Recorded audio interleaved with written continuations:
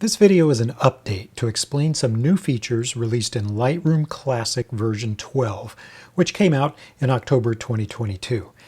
As with the other recent Lightroom updates, these changes are all related to selecting and masking parts of your photos automatically using the new AI tools. So in this video, we'll look at all these new tools in detail, and I'll also show you a couple of weird problems you might run into and how to avoid them. And by the way, if you don't yet have my full course, Lightroom Made Easy, you can get it from the link below this video. This is a complete course containing 35 videos, more than 7 hours of instruction, and it takes you all the way through from the basics of Lightroom to the most advanced topics. It's the only Lightroom course you'll need, and it's my most popular training course by far. Okay, let's get started. When you first look at Lightroom 12, one thing may immediately catch your eye, and that's a new button on the toolbar here called the Edit button. Now, this button doesn't really add any new features. It's just a shortcut to bring you back to the main editing panel, which you see right here. Now, in the past, whenever you opened any of the tools on the editing panel, to get back to the main panel, you had to either click Close, or you could click on the tool a second time to close it. Now, when you have one of these other tools open and you want to get back to the main panel, you can click on the Edit button instead to bring you back here. Similarly, if I opened the masking tools, if I wanted to, I could click on that button again to close it, but now instead I could click on the Edit button to bring me back to the main panel. And while this may seem like an unnecessary little addition since there were already ways of getting back to this main panel, I do like the conceptual clarity of having a button that always brings you back here from any panel that you happen to be in. The first new feature you'll see in Lightroom 12 is here under the healing tools, which are indicated by this little Band-Aid icon. When you open that up, in addition to the old cloning and healing tool, you'll see a new icon here, this eraser icon. This is called the Content Aware Removal tool. And you can see it has two parameters that can be controlled, its size and its opacity. And as with all brushes, you can change its size by using the left and right bracket keys on your keyboard. Now, this tool is very similar to the healing brush tool here, but it has one big difference. Now, with the healing brush, you need to choose a source area. Let me zoom in here on this portrait, which I took as part of my original off-camera flash portrait course. You can see he has a scratch here, probably has a cat.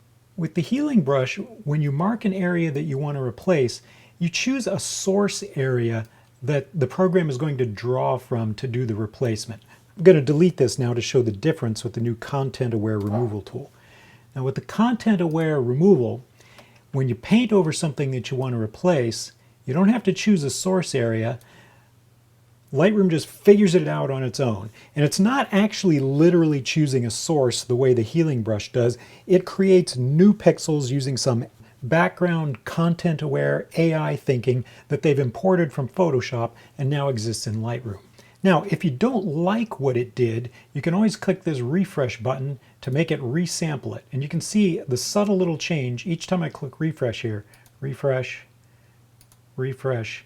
That looks pretty good to me. So you can keep telling it to refresh until you get a calculation, a replacement that you like.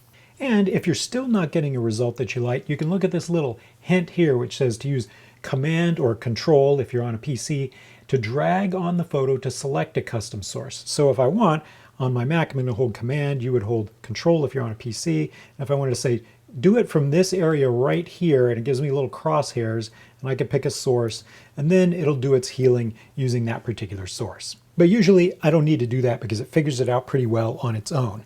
So while we're here, I'll just do a few more blemishes to show how quick it is. You can see I got my opacity set to 100% because I'm really trying to obliterate these things. So you just give it a little click.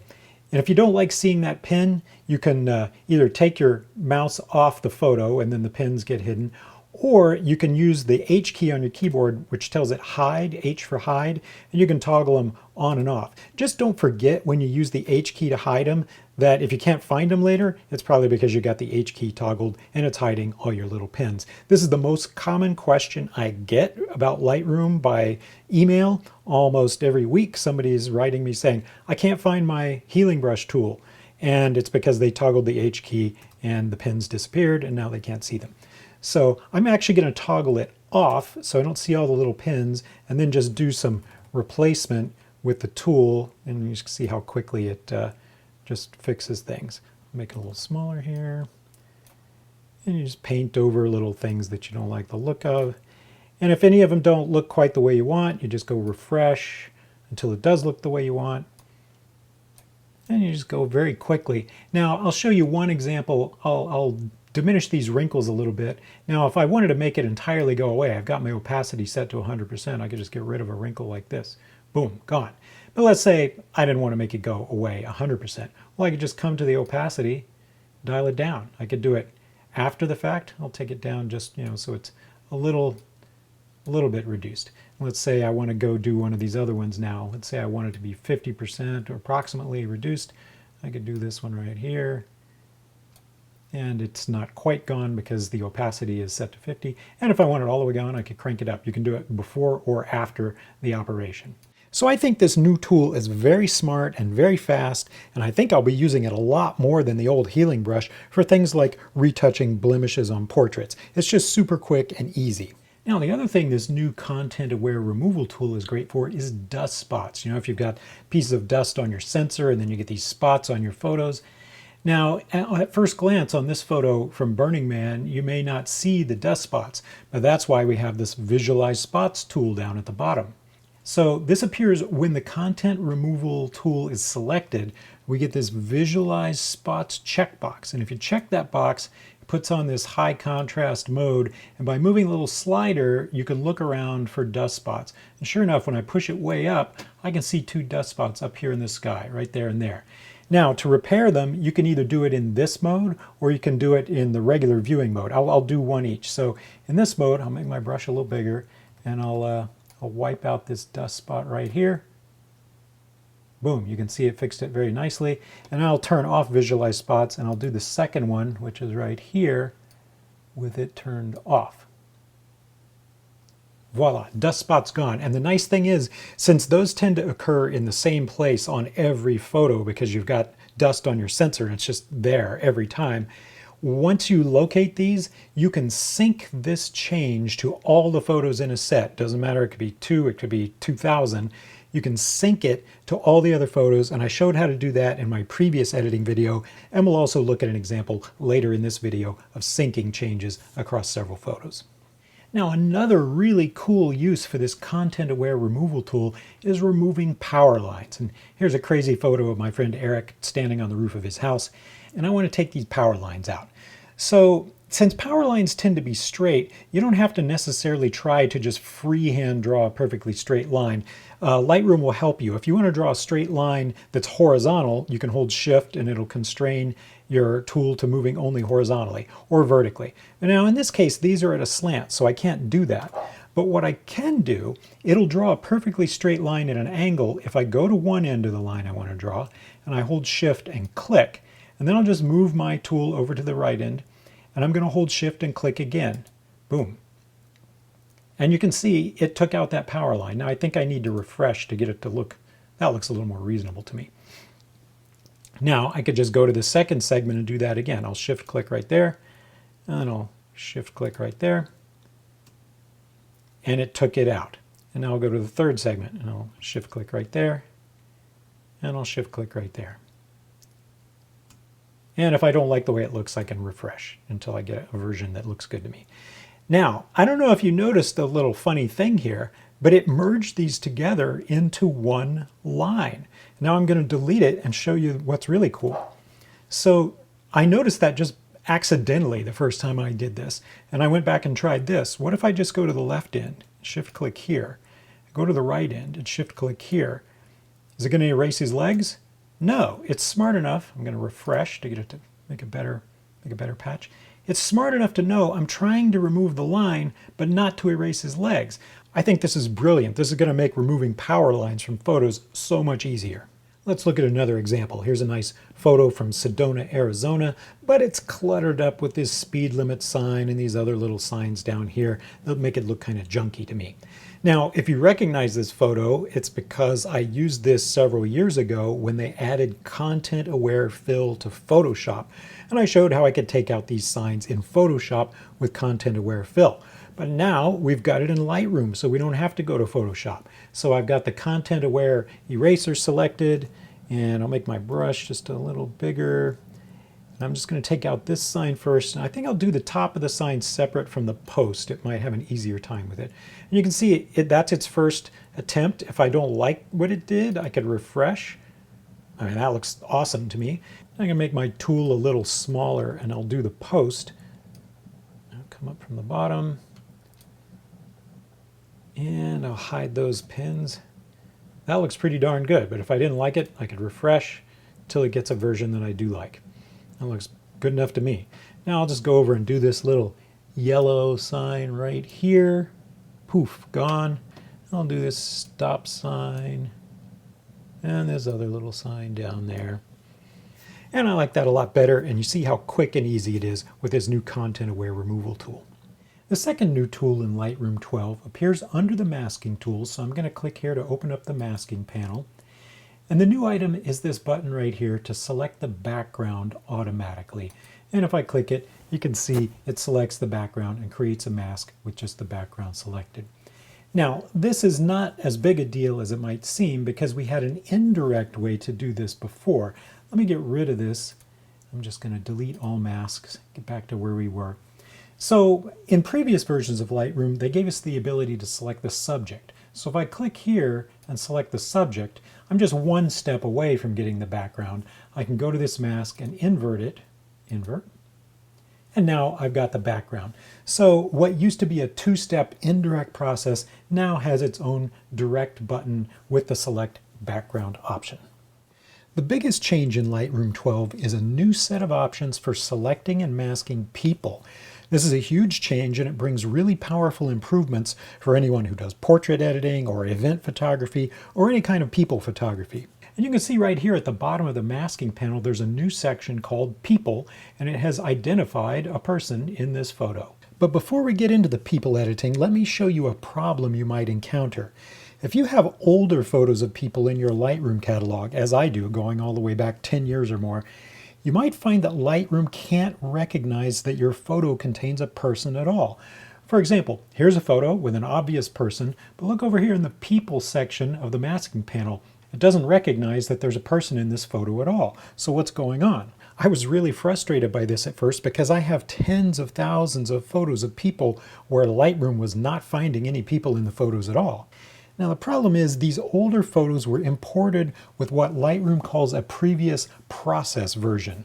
So if I want to work on it using these new tools, I need to update the process version of this photo. And here's how you can do it. Just right-click on the photo in the film strip, go to Develop Settings, then Update to Current Process Version, and Lightroom does its thinking.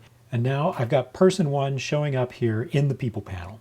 Now to show you all the cool new features in this part, let me use a different photo here that I can do a little more retouching on. So when you look in the new People section of the masking panel, if I hover over Person 1, you can see it's identified that there's a person and it selects it. But what's cool is if you click on Person 1, you get a whole panel with specific body parts that you can now isolate with masks to work on for retouching. And this is super powerful. So in this case, I'm going to go ahead, I'm going to select her face skin. I'm not going to mess with her body skin. I'll pick her eyebrows, her eye sclera, which is the white of the eyes, iris and pupil, lips, teeth, and hair. And you can see now I've got a checkbox. It will by default create 7 separate masks if I have that checked. If I want it all in one mask, I can uncheck that, but that would not be very useful because I don't want to adjust all those things at once. I'm going to let it create 7 separate masks. I go ahead and I create mask. And now you can see I've got 7 separate masks in the panel here.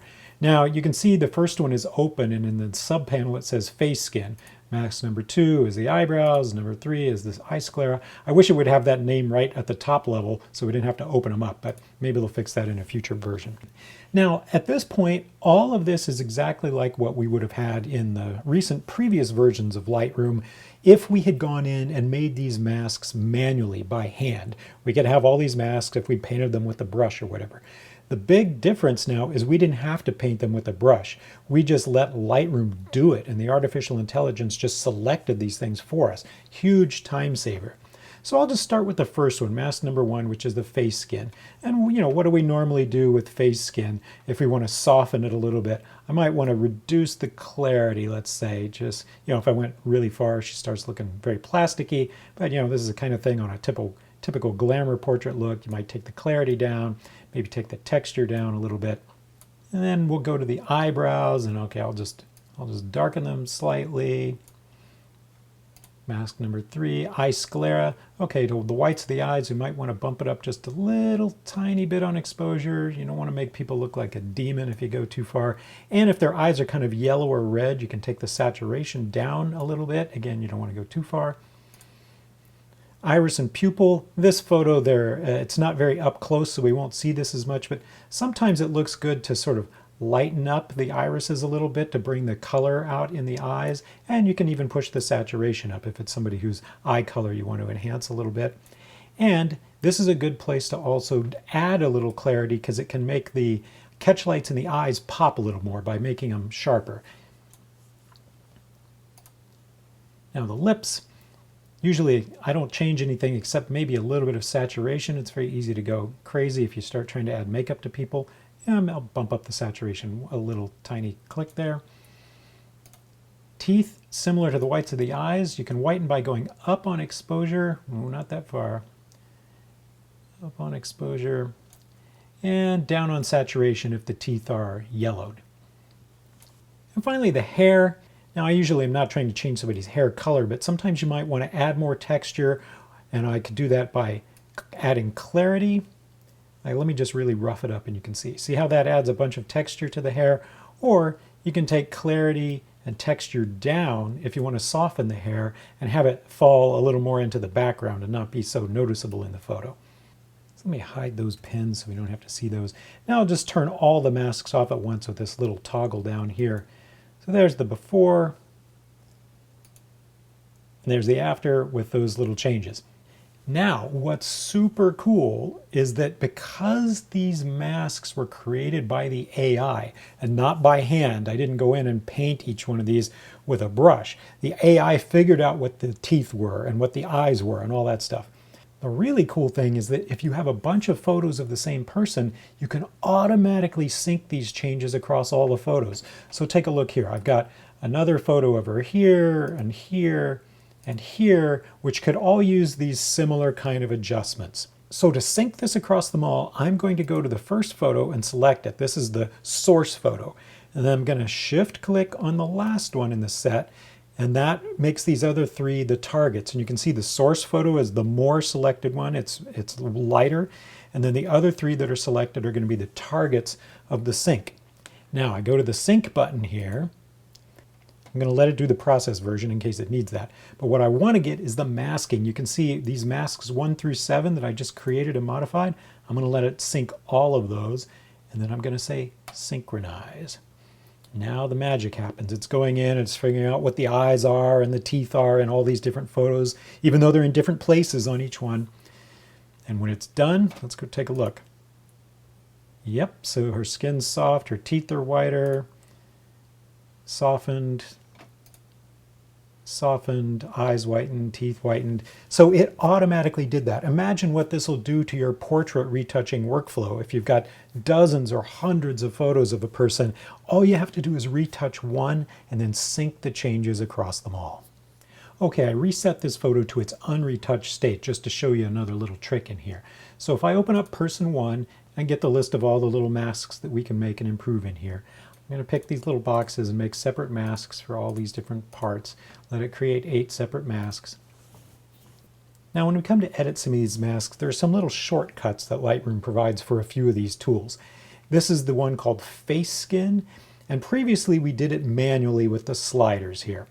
Well, there's also a category called Custom, and if I click on Custom, we'll see that there's all the sliders, but then there's a few. There's Iris Enhance, Soften Skin Light, and Teeth Whitening. So these are just little shortcuts to doing those processes. Now I could pick Soften Skin and see what it does. And to me, that goes a little too far. It makes her look pretty plasticky. So I'm going to go to try Soften Skin Light instead. And you can see that toned it down. Soften Skin Light usually has a pretty good effect. And now I'm going to find the mask for the teeth. Where was that?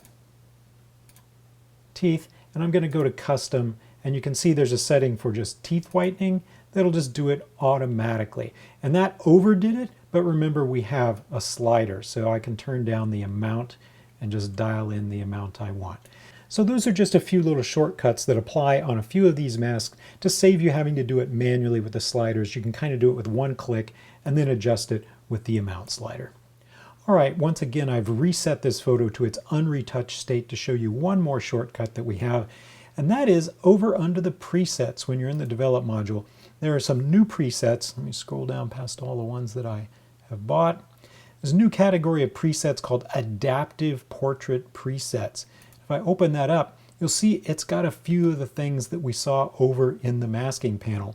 There's just a general one called Enhance Portrait, and as I mouse over these, you can see what it does. So let me go off of it, and then I'll mouse over Enhance Portrait. You can see it just does all the things that we just did. Glamour Portrait, I honestly can't see a difference between that and Enhance. Maybe it would look different on a different subject. Gritty Portrait, which you don't want to do to your female subjects. No woman wants that one. There's one for Enhance Eyes, one for Whiten Teeth. And again, let's say we just came in here and used whitened teeth and it's clearly overdoing it. Well, all of these, now that we have the amount slider in presets, I made a video about this a little while back when they finally added this feature we've been begging for 10 years. Now that we have the amount slider in presets, you can use one of these presets and adjust the amount over here. So you also have darken eyebrows, texture hair, and smooth hair. These are all things we could have done manually over in the masking panel. These are just some little shortcuts in the presets for you. All right, now let's take a look at one last cool feature of the new people masking. I'm going to open up the masking panel, and here, since we have a group photo with multiple people, you can see what Lightroom has done automatically is detected each of these individuals as a separate person, and it can mask them out or it can treat them all as a group. You could click here and select them all, say if they were all too dark and you wanted to brighten everybody in the photo. But with the individual masks, we can get in and work on these people individually. And even better, we can work on their specific features individually. For example, this photo is not bad at all, but let's say she's a little bit dark compared to the others. The light on her face is a little darker than the others. This guy is a little too bright on this side, a little blown out. Maybe we could reduce that. And then the woman on the right, just because she's out of the focal plane, she's a little blurrier than the others. So maybe we could sharpen her and brighten her and take the highlights down on this guy. So let me go first to person number 3 here, and I'll click to open her up. And now I have all the options on her. So I'm going to go to her face skin and see if I can lighten her up a little bit. So I'll just create a mask on her face. Now with that one selected, I'm just going to bring her exposure up a little bit, so she's a little more in the same tones as the rest of the group there. Now, in order to work on somebody else, I need to come up and say create a new mask. So I'll click here, create a new mask. I'm going to say select people, and that gets me back into the people panel. So now I'm going to pick person number 2 here, this guy, click on him to open up all his features. And I'm also going to select his face skin. I'm going to create a mask. And since he's too hot on one side, I'm just going to take the highlights down on his face skin, and hopefully that'll tone down the overexposed parts of him. And it's doing a nice job of it. And now finally, I'm going to deal with this woman on the right who's a little out of focus. So I'm going to create a new mask again, select people, and pick person number 4. In her case, I think I'm going to select the entire person. So I'm just going to leave it checked entire person. Create a mask, and the first thing I'm going to try to do is sharpen her up a little bit. So I'm just going to increase sharpness down here in the panel. I'm going to push it up as far as it'll go, and that's actually making a noticeable improvement. And I'm going to also push up clarity, which is a kind of sharpness. It's kind of mid-tone contrast, and since she's a little washed out, so a little clarity kind of increases the contrast in a way that I think kind of helps. I don't want to go too far with the blacks on her, so I might pull her blacks down after I do that. Or not down, rather. I'm going to go the other way with the blacks because the clarity was pushing the blacks up a bit too much. So I'm going to see, it's probably harder to see this in the video because it'll lose resolution, but I'll toggle that off. There's all the masks off. And there's all the masks back on.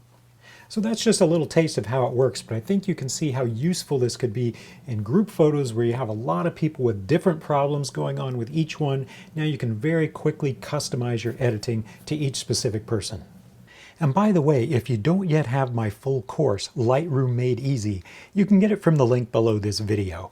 This is a complete course containing 35 videos, more than 7 hours of instruction, and it takes you all the way through, from the basics of Lightroom to the most advanced topics. It's the only Lightroom course you'll need, and it's my most popular training course by far.